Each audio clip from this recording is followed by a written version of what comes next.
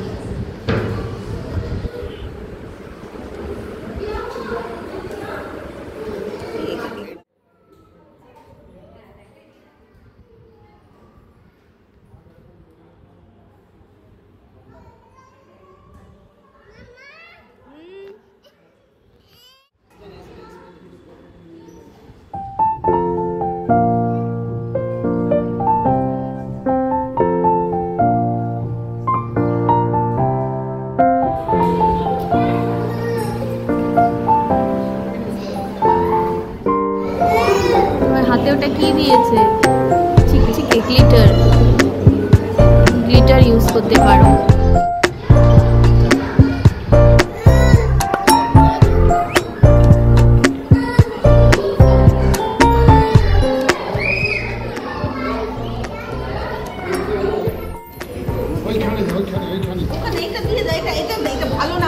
দিয়ে দাও, দাদাকে দিয়ে দাও, দাদাই ড্রয়িং করছে।